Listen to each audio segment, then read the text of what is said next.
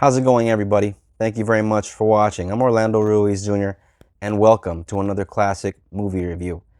This is my review of Rebel Without a Cause, directed by Nicholas Ray and released in 1955. This film stars James Dean, Natalie Wood, Sal Mineo, and you'll see a very young Dennis Hopper in this film. Only has a few lines. I remember in the credits he was just listed as Goon. Well, that's what he played, a goon, basically. And for those of you that remember the old classic 60s show Gilligan's Island, you'll recognize the man who plays James Dean's father in this film as there was the rich couple, the husband basically out of that couple. Jim Backus, I believe is his name. And yeah, terrific cast, all around great performances.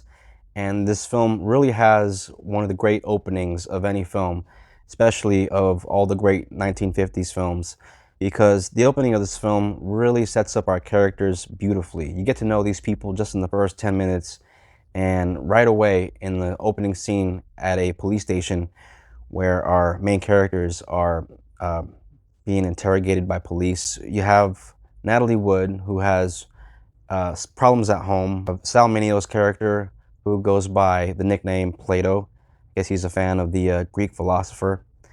And he also has some abandonment issues.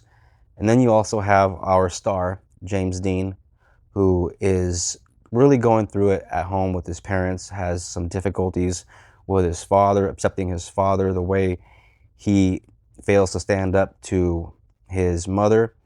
And it's definitely something that really weighs on him because he doesn't want to be anything like his father, because his father just lets his mother and his grandmother just sort of walk all over him and sort of emasculates him. And you can see that these three people, all the issues that they have as they come together in the film, they really start to form their own sense of well, a unique type of family, basically. The family that they can't quite get at home, they sort of find out on the street. And that really is perfect symbolism for youth in America, whether it's nowadays or it was back in the 80s or 90s. I think it's amazing that something like this was being depicted as early as the 50s. This film was a little controversial upon its release because there were theaters in certain small towns and certain cities in America that just flat out refused to even show this movie in their theaters. There were some people that were afraid that it was going to be a bad influence on the youth culture because of the way it does depict the youth, the way the film does show teenagers having knife fights and street racing. And people were afraid that people were just going to, well, that young kids were going to just mimic what they saw and just act these things out. And the general consensus was, especially behind the studio before this film got made, was that this type of movie shouldn't be about kids from the suburbs because the general consensus was that only kids from the slums and kids from ghettos were prone to acting out this way. But as the director of this film, Nicholas Ray, did his own research, he found that there was a very large section of the population in terms of the youth at the time that was just restless and full of rebellion. And what he wanted to do was depict that was going on at the time, post 1945, after World War II. There were a lot of young kids that just thought of their parents' ideals as old-fashioned and were rebelling pretty much just to rebel. And that's what he wanted to capture with this film, and he captures it beautifully. Even though this came out in the mid-1950s, the themes in this film are very universal, and they do transcend throughout the decades. To this day, there are many troubled youths out there that are looking for a place out there amongst other troubled youths when they can't find any kind of reassurance or affection at home. They look for camaraderie elsewhere. And that's something that this film really does capture beautifully, and I think it's very relatable for anybody that's ever had a tough time growing up.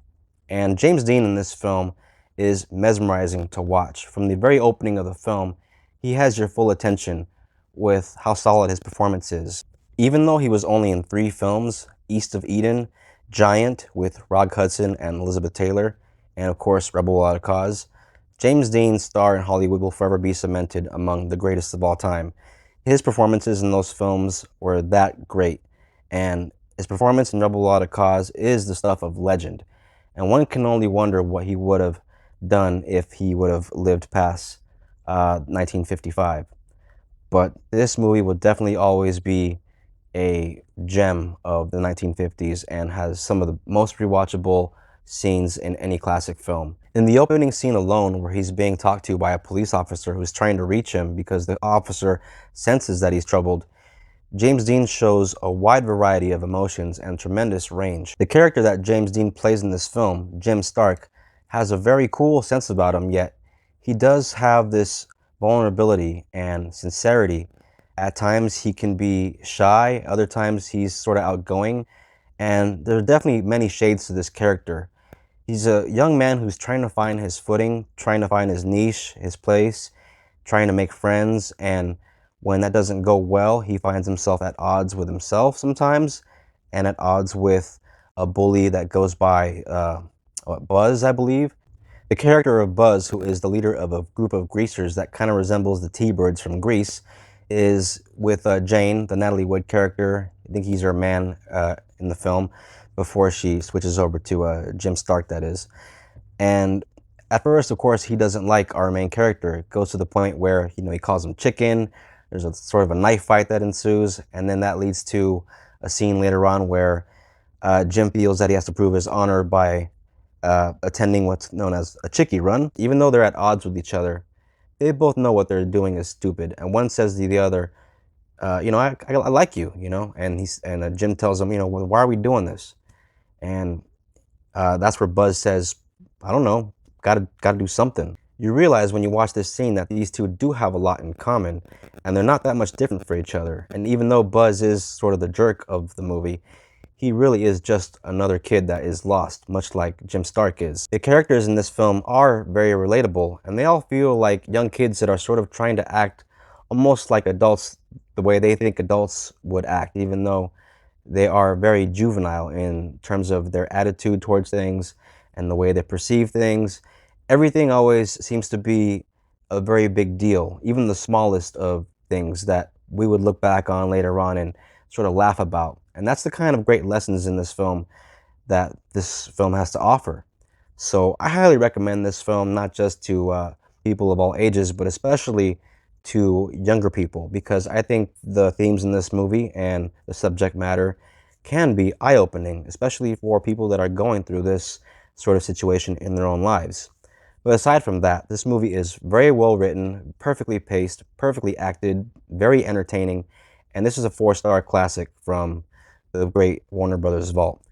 I definitely recommend this movie for anybody that is looking for a good classic 50s film, and anybody that's interested in seeing some of the work of the great James Dean, also the great Natalie Wood. Check this film out. Highly recommend it. It's one of the greatest films of all time. Seek this movie out. Look for it. If you can't find it on streaming, get yourself a Blu-ray. This is my copy, and that's the iconic James Dean there, right there on the cover.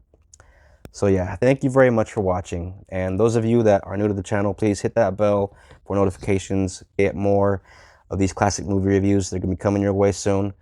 And please like, subscribe, and share, comment, all that good stuff. And please look out for the next classic movie review. Thank you very much. Until next time, take care and God bless.